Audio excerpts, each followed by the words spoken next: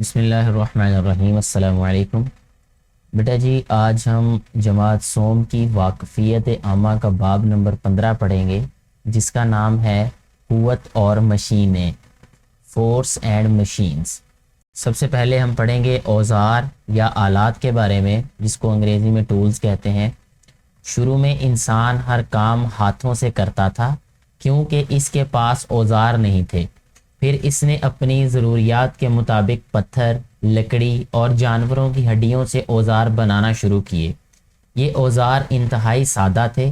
وقت گزرنے کے ساتھ ساتھ ان میں بہتری آتی گئی اور لوہے اور دوسری دھاتوں کے اوزار بننے لگے، جس سے انسان کی زندگی بالکل بدل گئی۔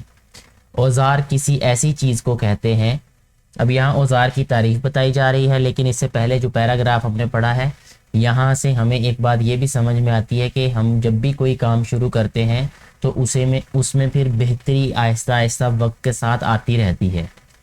یعنی جب R&D اس کو بھی کہتے ہیں انگریزی میں، یعنی ریسرچ اینڈ ڈیولپمنٹ کا کام جب ہوتا ہے کسی بھی شعبہ میں، کسی بھی کام میں، تو اس میں بہتری وقتاً فوقتاً آتی رہتی ہے۔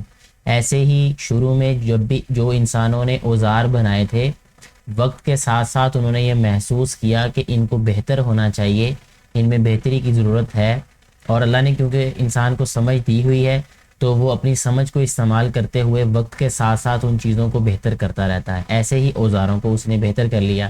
اب اوزار ہوتا کیا ہے، اس کی تعریف یہاں بتائی گئی ہے کہ اوزار کسی ایسی چیز کو کہتے ہیں جسے کسی خاص کام کو آسانی سے کرنے کے لیے استعمال کیا جائے، مثلاً ہتھوڑی، پلاس، کلہاڑا اور آری وغیرہ۔ یعنی یہ جو ہتھوڑی ہوتی ہے یہ کیل گاڑنے کے لیے استعمال ہوتی ہے، کیل لگانے کے لیے استعمال ہوتی ہے، یا آج کل جو ہتھوڑیاں ہیں اس کے ذریعے تو ہم کیل نکالتے بھی ہیں۔ جیسے یہ ایک ہتھوڑی دکھائی گئی ہے کہ اس سائڈ سے کیل لگایا جاتا ہے، اور اگر کوئی کیل نکالنا ہو تو یہ والی سائڈ استعمال کی جاتی ہے۔ پلاس جو ہے، پلاس کی مدد سے بھی بہت سارے کام لیے جاتے ہیں، جیسا کہ تاروں کو چھیلنا، ٹھیک ہے۔ اسی طرح کیل کو پکڑ لینا، بعض دفعہ ہاتھ پہ چوٹ لگنے سے بچنے کے لیے کیل کو پکڑ لیا جاتا ہے۔ اور بھی بہت سارے کام، تاروں کو جو ہے وہ گھمانا، پکڑ لینا کسی چیز کو۔ اس کے بعد کلہاڑا جو ہے وہ لکڑی وغیرہ کو کاٹنے کے لیے استعمال کیا جاتا ہے۔ آپ نے دیکھا ہوگا اس کو، اکثر لوگوں کو لکڑی کاٹنے کے لیے استعمال کرتے ہیں۔ اور آری بھی جو ہے وہ لکڑی کاٹنے کے لیے استعمال ہوتی ہے، اور آری کچھ لوہا کاٹنے کے لیے بھی استعمال ہوتی ہے۔ جیسا یہ اوپر والی آری جو ہے یہ لکڑی کاٹنے والی ہے، اور یہ جو ہے اس سے لوہا وغیرہ کاٹتے ہیں، ٹھیک ہے، یعنی چھوٹا موٹا لوہا اس سے کٹ جاتا ہے۔ اس سے اگلے صفحے پہ ہمارے پاس یہاں پہ ایک سرگرمی ہے۔ اس میں کہا گیا ہے کہ انسان نے وقت کے ساتھ بہت ترقی کر لی ہے اور دنیا بالکل بدل گئی ہے، لیکن آج بھی چند اوزار ایسے ہیں جو ماضی میں استعمال ہوتے تھے۔ ایسے ہی چند اوزاروں کے بارے میں معلومات حاصل کریں اور درج ذیل جدول کو مکمل کریں۔ سب سے پہلے اوزار کا نام۔ اوزار جو ہے اس یہاں لکھا ہوا ہے کہ یہ کلہاڑا ہے، اور کلہاڑا ماضی میں استعمال ہوتا تھا، ٹھیک ہے، موجودہ دور میں استعمال ہوتا ہے، بالکل ایسا ہی ہے۔ اس کے بعد ہم لکھ سکتے ہیں یہاں پہ درنتی، ٹھیک ہے، درنتی یا درانتی، جسے چارہ وغیرہ کاٹتے ہیں کسان، تو یہ ماضی میں بھی استعمال ہوتی تھی، آج بھی استعمال ہو رہی ہے، ٹھیک ہے۔ اسی طرح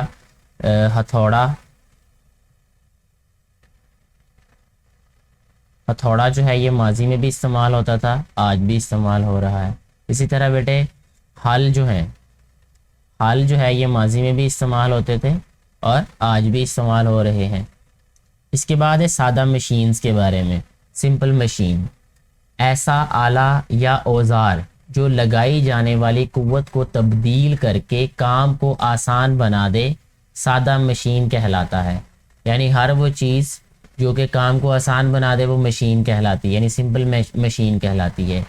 اس کے بعد ایک سرگرمی ہے جس میں کہا گیا ہے کہ اپنے گھر میں استعمال ہونے والے کوئی سے 4 اوزاروں کے نام لکھیں۔ تو آپ بھی ضرور لکھیے گا، نیچے کومنٹ کر کے بتائیے گا کہ آپ اپنے گھر میں کوئی سے 4 اوزار استعمال کرتے ہیں۔ میں یہاں یہ لکھوں گا کہ آری ہے، پلاس ہے، پیچکس ہے، ہتھوڑی، ٹھیک ہے۔ آپ بھی اپنی مرضی سے کوئی بھی 4 نیچے کمنٹ کر کے بتا دیں کہ آپ اپنے گھر میں کوئی سے 4 اوزار جو استعمال کرتے ہیں۔ اگر نہیں کرتے تب بھی آپ نیچے کمنٹ کر کے لکھ دیں کہ میں تو کوئی اوزار استعمال نہیں کرتی یا کرتا۔ بیٹیاں اکثر جو ہے وہ ایسے کاموں میں انٹرسٹ نہیں لیتی یا وہ نہیں کرتی ایسے کام، تو بیٹے جو ہیں وہ اگر کرتے ہیں وہ لکھ دیں، نہیں کرتے تو وہ بھی نہیں، وہ نہ لکھیں۔ بیٹیاں بھی اگر کرتی ہیں، کچھ بیٹیاں ہوتی ہیں جو ایسے کام کر لیتی ہیں اور چھوٹی چھوٹی چیزیں جو ہیں وہ خود کرنا پسند کرتی ہیں، تو وہ بھی لکھ سکتی ہیں۔ اگلے صفحے پہ ہے بیٹے سادہ مشین درج ذیل طریقوں سے ہمارا کام آسان بناتی ہے، کسی چیز پر لگائی جانے والی قوت میں اضافہ کر دیتی ہے، قوت کی سمت تبدیل کر دیتی ہے۔ یہاں پر مختصر سوال نمبر جو 1 ہے اس کا جواب ہے ہمارے پاس، ٹھیک ہے، سادہ مشین کے فوائد، ٹھیک ہے، یا یہ بھی سوال کچھ اس طرح سے ہے کہ سادہ مشین ہماری مدد کس طرح کرتی ہے، تو ہم لکھ سکتے ہیں یہاں پہ کہ تھوڑی قوت لگا کر ہم زیادہ کام کر سکتے ہیں، سادہ مشین سے کم وقت میں زیادہ کام کر سکتے ہیں۔ تو یہ سادہ مشین کے استعمالات ہیں، یا وہ ہماری مدد کیسے کرتی ہیں، اس سوال میں ہم یہ جواب لکھ سکتے ہیں۔ پیچیدہ مشین کیا ہوتی ہے؟ ایسی مشین جو 2 یا 2 سے زیادہ سادہ مشینوں پر مشتمل ہو پیچیدہ مشین کہلاتی ہے، ٹھیک ہے۔ اس کے بعد آگے بڑھتے ہیں سادہ مشین کی اقسام کے بارے میں۔ ٹائپس آف سمپل مشین، سادہ مشین کی 6 اقسام ہیں۔ سب سے پہلے ہے لیور۔ لیور ایک سوراخ پر مشتمل سادہ مشین ہے جو ایک نقطے کے گرد گھومتی ہے، اس کے ایک سرے پر قوت لگا کر دوسرے سرے سے وزن اٹھایا جاتا ہے۔ یہ جو سیسا ہے یہ اس کی سب سے بہترین مثال ہے، یہ درمیان کا اس کا وہ نقطہ ہے جس کے گرد یہ گھومتی ہے، ٹھیک ہے، اور اس کے ایک سائڈ پہ اگر ہم قوت لگائیں تو دوسری سائڈ اوپر ہو جائے گی، ٹھیک ہے، یعنی اگر ایک سائڈ پہ فورس لگائیں دوسری سائڈ اوپر ہو جاتی ہے۔ اسی طرح لیور استعمال کیا جاتا ہے مختلف کاموں کے لیے۔ اس کے بعد ہے پہیا اور axle, wheel and axle. Axle کے ایک سرے پر ایک پہیا لگا ہوتا ہے جو رگڑ کو کم کر کے چیزوں کی حرکت کو آسان بنا دیتا ہے۔ یہاں پہ تصویر میں ہمیں دکھایا بھی گیا ہے کہ یہ پہیا ہے ہمارے پاس اور یہ ایکسل ہے۔ اسی طرح آگے ہمیں بتایا گیا ہے سطح مائل کے بارے میں، ڈھلوان سطح بھی کہتے ہیں اس کو، اور انگریزی میں کہتے ہیں انکلائنڈ پلین، ٹھیک ہے۔ یہ ہموار سطح پر مشتمل ہوتی ہے جس کا ایک سرا دوسرے سرے سے اونچا ہوتا ہے، یہ بھاری اجسام کو منتقل کرنے کے لیے استعمال ہوتی ہے۔ عام طور پہ آپ نے دیکھا ہوگا کہ اگر ایک سطح اونچی ہے اور دوسری نیچی ہے تو وہاں سے چیزیں اتارنے کے لیے یا چیزیں چڑھانے کے لیے استعمال کی جاتی ہے۔ اکثر آپ نے ٹرکوں سے مال اتارتے اور چڑھاتے دیکھا ہوگا لوگوں کو، تو اس کے لیے یہ انکلائنڈ پلین یا سطح مائل یا ڈھلوان سطح استعمال کرتے ہیں، ٹھیک ہے۔ عام طور پہ لوگ اس کو کہتے ہیں کہ پھٹا رکھ لیتے، ایک تختہ رکھ لیتے ہیں مضبوط سا، اور اس کے اوپر سے نیچے یا نیچے سے اوپر سامان اتارتے اور چڑھاتے ہیں۔ اس کے بعد ہے پلی۔ پلی بھاری اجسام کو اوپر نیچے لانے میں مدد دیتی ہے، یہ ایک رسی اور ایک نالی دار پہیا پر مشتمل ہوتی ہے، یعنی یہ جو چکر گول سی ڈسک ہے، ٹھیک ہے، یہ ایک پہیا سا ہوتا ہے، اس کے گرد جری ہوتی ہے، جری میں سے رسی گزاری جاتی ہے اور اس کو جو پلی ہے اس کو اوپر باندھ دیا جاتا ہے، ایک سرے پر وزن جو ہے وہ باندھا جاتا ہے، دوسرے سرے سے کھینچا جاتا ہے، ٹھیک ہے، رسی کو، تو وہ تھوڑی قوت سے جو ہے وہ ہم زیادہ کام حاصل کر لیتے ہیں۔ اس کے بعد ہے فانہ۔ یہ ایک یا 2 ڈھلوان پر مشتمل ہوتا ہے، اس کا ایک سرا موٹا اور دوسرا باریک ہوتا ہے، یہ چیزوں کو الگ کرنے، اٹھانے اور چیرنے کے لیے استعمال کیا جاتا ہے، ٹھیک ہے۔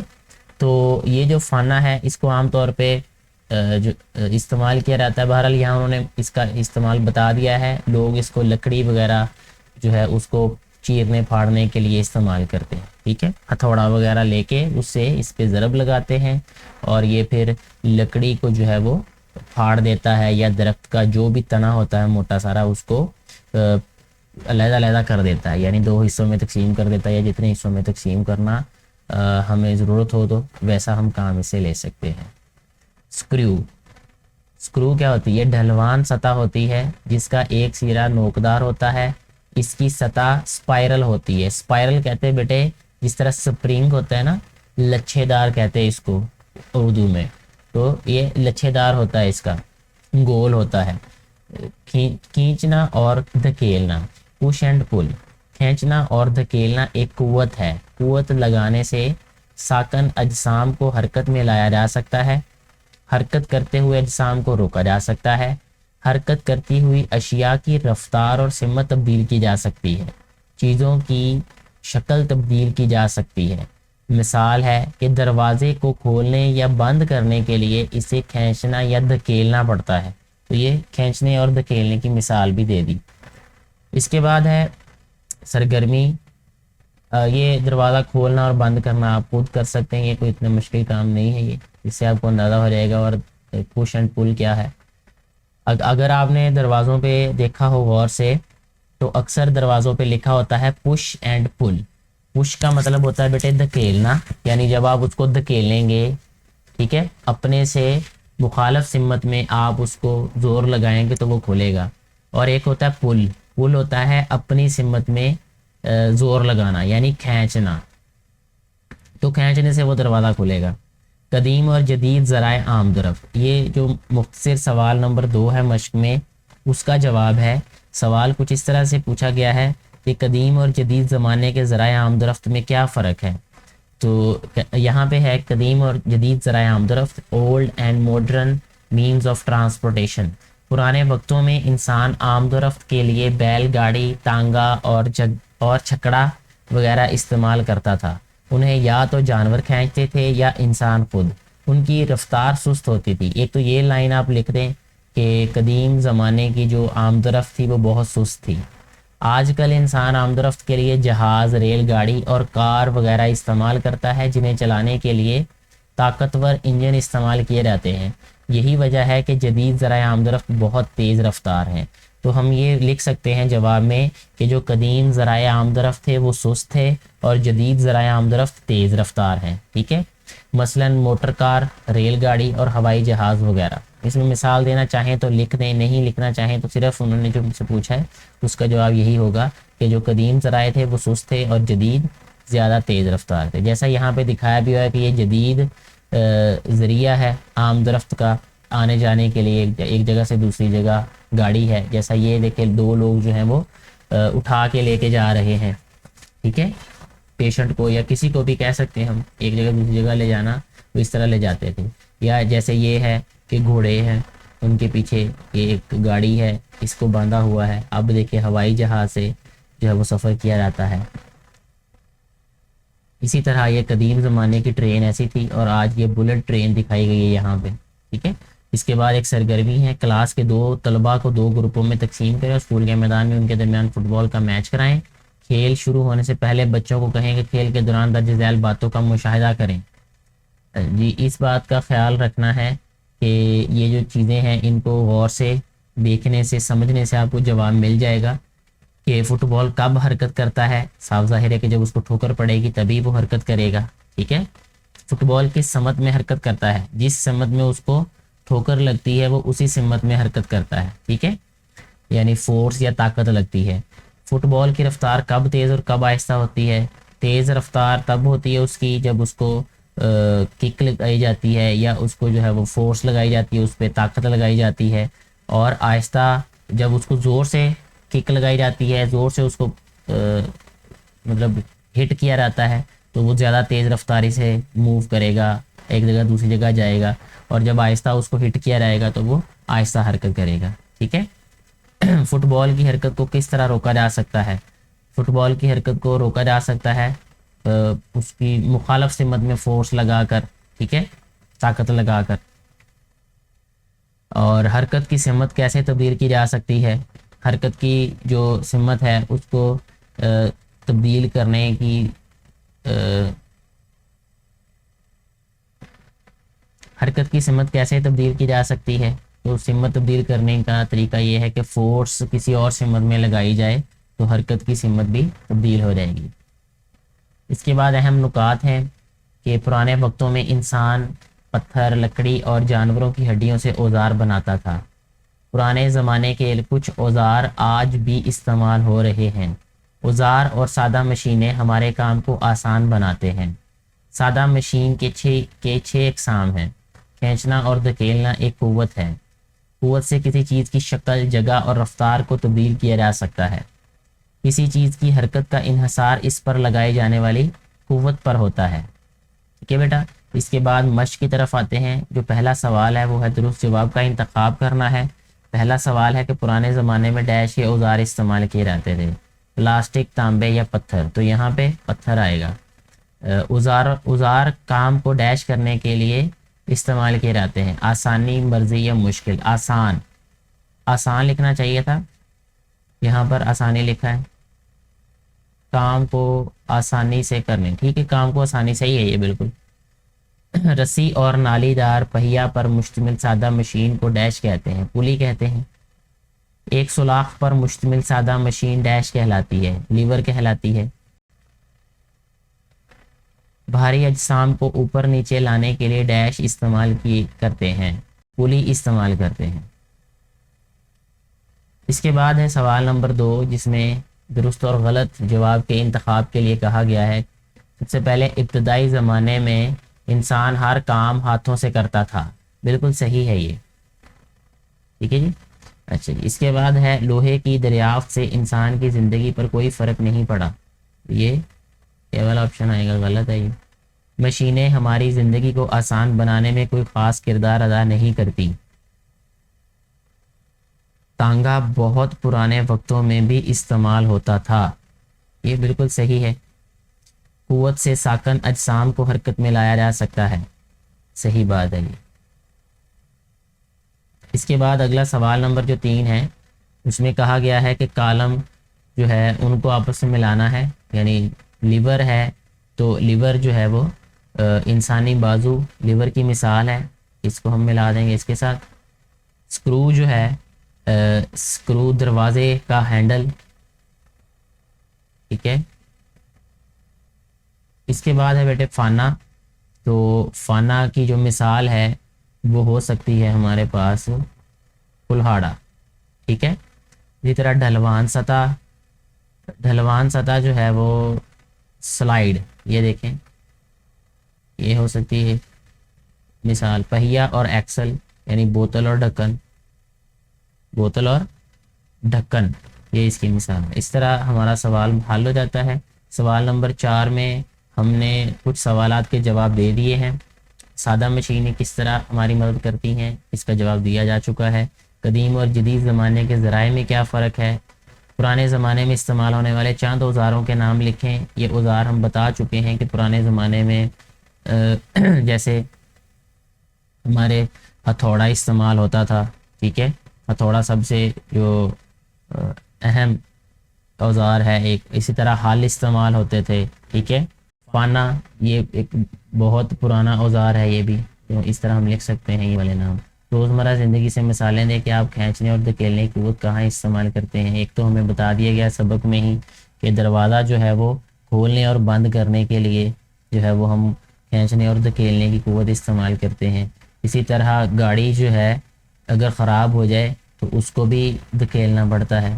اسی طرح اور کئی جگہوں پہ ہم کھینچنے اور دھکیلنے کی قوت کو استعمال کرتے ہیں.